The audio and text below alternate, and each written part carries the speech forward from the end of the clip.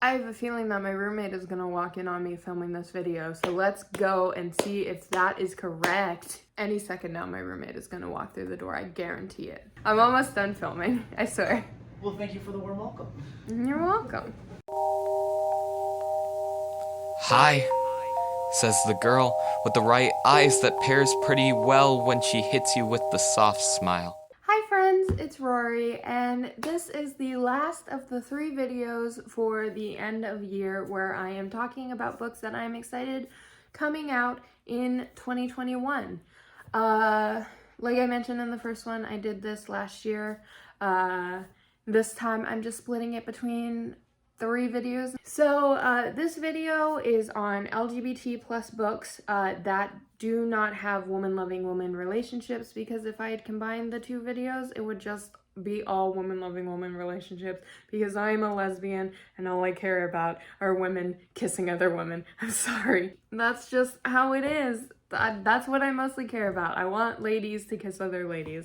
But, you know, there are other queer books that I'm also really excited about, and so I want to talk about those too. So these are 10 non-women loving women LGBT books that I'm excited for in 2021. Like with my other 2 videos, this is going in order of most excited to least excited, but I'm really excited about all of them. So like, what's the point? It's just going in order of how excited I am about them. Let's go ahead and get started. The first book I'm going to talk about is Queer, a collection of LGBTQ writing from ancient times to yesterday, which is edited by Frank Wayne. This is basically a collection of writing from specifically to do with LGBTQ writers from ancient times, so things like Sappho, to, you know, newer time. It says that it has over 100 of the finest works representing queer love by LGBTQ authors. And it mentions things like Emily Dickinson's poetry, Alison Bechdel's graphic novels, once again, Sappho and her writing. All of these short stories, poems, extracts, and scenes from different queer media, and it's all put together in one. I was a history major in college, and a lot of times queer writing is hard to find. Queer history is something that kind of like gets pushed under the rug a lot. A lot of time people will be something that is very obviously queer, like, hey, these 2 women, you know, who wrote so many letters back and forth to each other, in which they would call each other like my love or my dearest, things like that, and they never got married, and they lived together and they got buried next to each other. Yeah, these 2 women who are clearly in love with each other and in a relationship. This one who's very clearly specifically a lesbian. Yeah, they're just friends. Why do you think they're gay, my guy? Which is something that annoys the heck out of me. So I'm really excited about this because, like, it may not be, you know, a novel, but it is a bit of queer history easily bound into one book. Like, queer writings is something that historically has been hidden, and so to have a book that just has a combination of a whole bunch of them is something I'm really excited about. I cannot wait to get this. I'm going to buy this. Like, this is not a, oh, I'm gonna borrow it from my library type thing. I'm going to buy this book, and I'm going to have it, and I'm going to enjoy it. I'm going to read through it. There's not much else to say. I just am really gonna enjoy having a book with a whole bunch of queer writings from ancient times to newer times, things like that. And that's coming out January 21st. Perfect on Paper by Sophie Gonzalez. Darcy Phillips can give you the solution to any of your relationship woes for a fee. Uses her power for good most of the time. Really cannot stand Alexander Broham. Has maybe not the best judgment when it comes to her best friend Brooke, who is in love with someone else, and does not appreciate being blackmailed. However, when Alexander catches her in the act of collecting letters from locker room 89, out of which she's been running her questionably legal anonymous relationship advice service, that's exactly what happens. In exchange for keeping her secret, Darcy begrudgingly agrees to become his personal dating coach at a generous hourly rate at least. The goal, to help him win his ex-girlfriend back. Darcy has a good reason to keep her identity secret. If word gets out that she's behind the locker, something she's not proud of will come to light, and there's a good chance Brooke will never speak to her again. Okay, so all she has to do is help an entitled, bratty, annoyingly hot guy win over a girl who's already fallen for him once. What could go wrong? And that comes out March 9th. This is a sapphic book, but it is the type of sapphic book that I have been asking for. The thing is, even though I am a lesbian, I used to identify as bi. And I always used to get annoyed because if there was a bisexual main character, the only time anyone mentioned that they were bisexual was because they ended up with a woman, or a man if it was a male bisexual person. There's never really stories in which a bi main character ends up with someone of a different gender. And Sofia Gonzalez mentioned that she wrote a book where a bi character ended up with someone who wasn't the same gender and got hate for it, which is dumb because bi people can end up with people of different genders because they are also attracted to people of different genders. And to say that bi people can only end up with people of their same gender, or else they're not as queer or not, or like playing it off, is just dumb and biphobic, and I hate it. And so I was really interested in the fact, and like I'm gonna, like with the rest of the books, I'm gonna link the Goodreads down below. I really recommend going on to it because Sophie Gonzalez leaves a comment mentioning all of this, and it's really an interesting read, and it's something that needs to be talked about. More stories where bi characters end up with someone of a different gender because they are just as queer and just as valid as bi people who end up with someone of the same gender, or people who are gay or lesbian. They are just as valid, and their stories should be told. And also, apparently, according to one commenter, this book made them care about a straight boy, which let's see if that happens because I don't care about straight boys. Up next is Yesterday is History by Kasoko Jackson. Weeks ago, Andre Cobb received a much-needed liver transplant. He's ready for his life to finally begin until one night when he passes out and wakes up somewhere totally unexpected in 1969, where he connects with a magnetic boy named Michael. And then, just as suddenly as he arrived, he slips back to present-day Boston, where the family of his donor is waiting to explain that his new liver came with the slight side effect, the ability to time travel. They've tasked their youngest son, Blake, with teaching Andre how to use his unexpected new gift. Andre splits his time bouncing between the past and the future, between Michael and Blake. Michael is everything Andre wishes he could be, and Blake, still reeling from the death of his brother, Andre's donor, keeps him at arm's length despite the obvious attraction to each other. Torn between two boys, one in the past and one in the present, Andre has to figure out where he belongs, and more importantly, who he wants to be, before the consequences of jumping in time catch up to him and change his future for good. This comes out February 2nd. First of all, this cover just so pretty. Love it. It sounds like the light sci-fi I'm talking about. I really enjoy time travel stories, but also just like figuring out it's a man loving men love triangle in which one is in the past and one is in the future, and he has to figure out which one he wants more and who he's gonna be and what time he's gonna go, all while not messing up any timelines. Immaculate. I'm excited.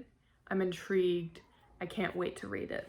Darling by Kay Ankrum. On Wendy Darling's first night in Chicago, a boy named Peter appears at her window.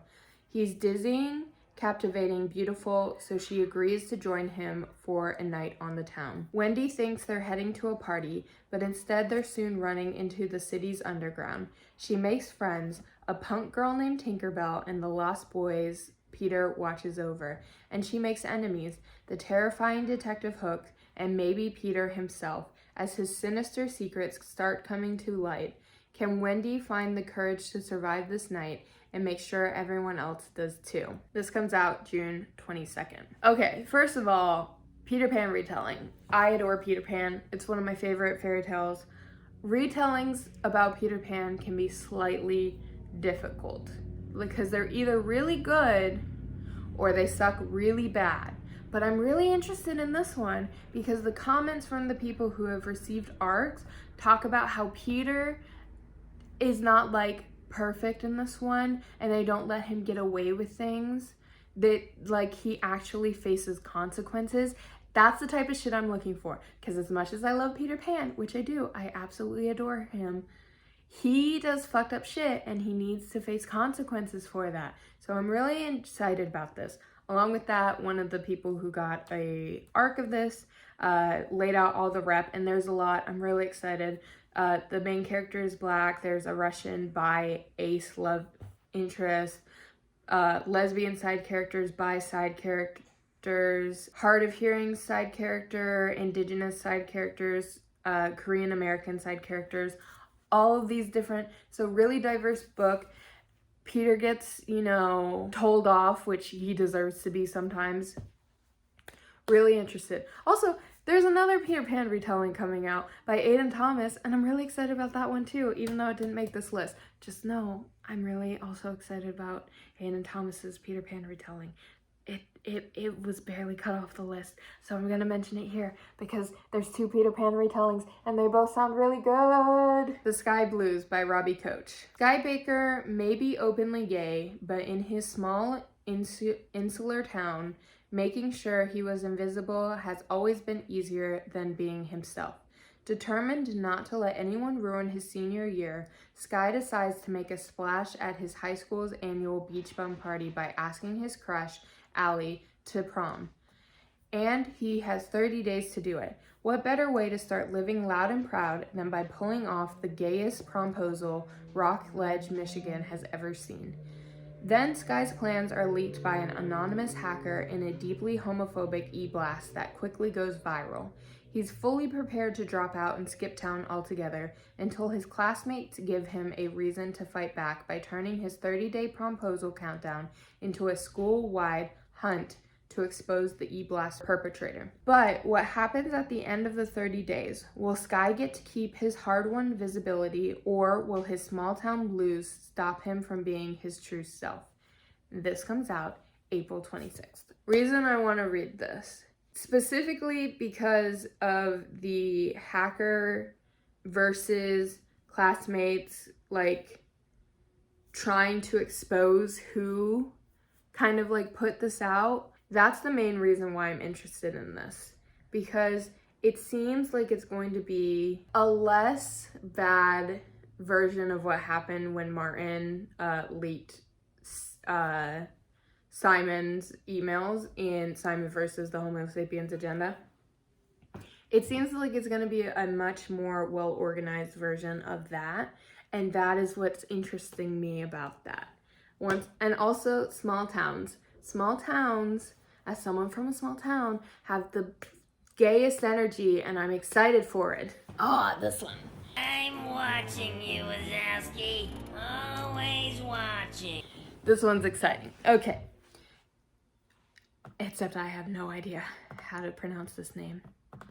I am so sorry, I'm going to butcher this. I literally looked up how to pronounce this name and my mouth just will not make some of these sounds. I'm so sorry, I'm trying so hard. Ace of Spades by Farida Abike Elimide. This is a thriller book with a synopsis that says, "Welcome to Navira's Private Academy, where money paves the hallways and the students are never less than perfect. Until now, because anonymous texter Aces is bringing 2 students' dark secrets to light. Talented musician Devin buries himself in rehearsals, but he can't escape the spotlight when his private photos go public. Head girl Chiamaka isn't afraid to get what she wants, but soon everyone will know the price she had to pay for power. Someone is out to get them both, someone who holds all the aces, and they're planning much more than a high school game. This comes out June 10th. Now, I don't watch this anime. I just know about it because my niece cosplays from it. But this book reminds me of the anime Kakuguri. Is that how it's pronounced? Kakuguri. My roommate has the manga over there. Which is like about the school where all they do is gamble against each other. This seems like something like that. And just, once again, the blackmail and then people working together to try to figure out who's blackmailing them. And it's a thriller. This looks so cool. Also, this may just be the prettiest cover I've ever seen because god damn is it gorgeous. My god. It's so beautiful. I love it. Absolutely. Cannot wait. I'm really interested in knowing what... I have a feeling, because this is, once again, queer, I have a feeling that Devon's secret is that he is queer. I'm really interested in figuring out what her secret is. It just says we'll know the price she had to pay for power. What does that mean? Did she sell blood? Did she murder someone? I'm really interested in this. Up next, May the Best Man Win by Z.R. Elor. Jeremy, cheer captain and student body president, won't let coming out as a transgender boy ruin his senior year. Instead of bowing to the bigots and outdated school administration, Jeremy decides to make some noise. And how better than by challenging his all-star ex-boyfriend Lucas for the title of Homecoming King. Lucas, football star and head of the homecoming committee, is just trying to find order in his life after his older brother's funeral and the loss of longtime girlfriend, who turned out to be a boy. But when Jeremy threatens to break his heart and steal his crown, Lucas kickstarts a plot to sabotage Jeremy's campaign. When both boys take their rivalry too far, the dance is on the verge of being canceled. To save homecoming, they'll have to face the hurt they're both hiding and the lingering butterflies they can't deny. This comes out April 18th. Listen.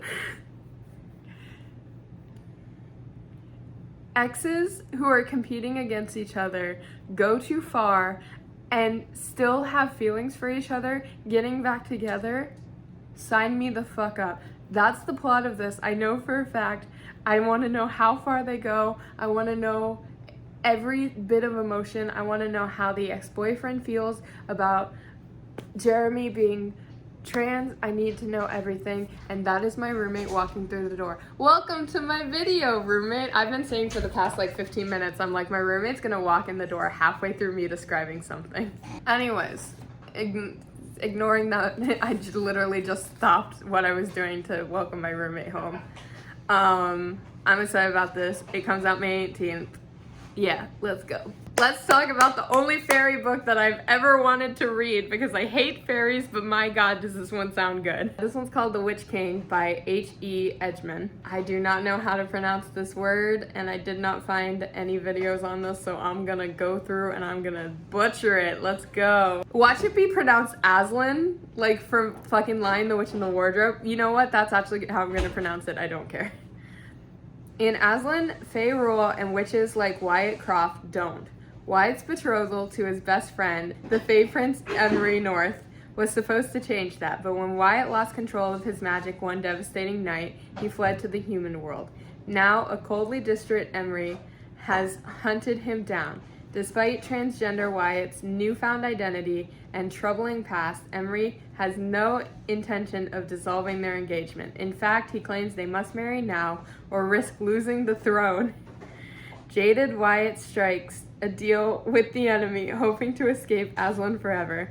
But as he gets to know Emery, Wyatt realizes the boy he once loved may still exist, and the witches face worsened conditions. He must decide once and for all what's more important, his people or his freedom. What the fuck? Why does this book sound so fucking good? First of all, betrothal, in which they used to love each other, now hate each other, and come to love each other again. It is the enemies to lovers excellence that I'm looking for. My God. Prince's enemies to lovers. Literally, the top of the book says, "All hail the king and king." Yes! Yes! That is the type of shit I am looking for. This is another trans book. Can I just say that there are so many books in which the point is that the main character is trans, or books in which the author go by they, them pronouns. I'm so happy for all of these great books and stories that are being told. Anyways, let's go. Between Perfect and Real by Ray Stoev. Dean Foster knows he's a trans guy. He's watched enough YouTube videos and done enough questioning to be sure, but everyone at his high school thinks he's a lesbian, including his girlfriend Zoe and his theater director who just cast him as a non-traditional Romeo. He wonders if maybe it would be easier to wait until college to come out, but as he plays Romeo every day in rehearsals, Dean realizes he wants everyone to see him as he really is now, not just on the stage, but everywhere in his life. Dean knows what he needs to do. Can playing a role help Dean be his true self? Coming out April 13th. I love, and by love I mean I hate Romeo and Juliet, but I love Romeo and Juliet in the context of other stories. And just a trans boy who knows he's trans, is not out to anyone, and the teacher being like, hey, I'm going to cast this person who I think is a lesbian, who I think is a girl, as Romeo. And then them being trans and realizing that Romeo fits them. Entertainment. Beautiful. It's gonna make me cry. I don't know why. I just feel it in my heart. It's gonna make me sob. It's gonna make me sob, and I'm ready for it. Also, once again, great cover. Love to see it. And the last book for this video is Jay's Gay Agenda by Jason June. There's one thing Jay knows for sure. He's a statistical anomaly as the only out gay kid in his small rural Washington town. While all of his friends can't stop talking about their heterosexual hookups and relationships, Jay can only dream of his own first, compiling a romance to-do list of all the things he hopes to one day experience. His gay agenda. Then, against all odds, Jay's family moves to Seattle and he starts his senior year at a new high school with a thriving LGBTQIA+ community. For the first time ever, Jay feels like he's found where he truly belongs, where he can flirt with very sexy boys and search for love. He'll soon be torn between his old friends, his new one, his heart, and his hormones, because after all, life and love don't always go according to plan. That comes out June 1st. The cover is gorgeous. It sounds like it's gonna be hilarious. Referring to anything as the gay agenda is peak queer humor, and like not even just like small things, like this is the true gay agenda, is one of my favorite type of queer jokes to make. This book feels like it's going to be entirely that. And that is why I'm excited to read it. I just really want to read it. Plus, getting to experience your first after being like in a place where, you know, you have to keep quiet is just such an overarching queer experience. It's just great. Can't wait. 10 out of 10. Can't wait. And that is the end of these books. That is the last of the 3. Shut the fuck up. I know, you're almost dead. I get it. I will plug you in after I finish. And that is the last of the 3 videos talking about books I'm excited for that are coming out next year. Let's hope next year is better than this year. As always, I hope that you guys enjoyed your time with me today. There's a link down below to where you can register to vote, different types of social movements that are going on, ways that you can help. That is my laptop charger. I hope that you guys have a great rest of your day. Bye! They don't wanna talk, they don't wanna feel the voice in my head saying I don't think I'm. They don't wanna talk, they don't wanna feel the voice in my head saying I don't think I'm real, I don't think I'm real, I don't think I'm real, I don't think I'm real, I don't think I'm. I don't know where my head's been at.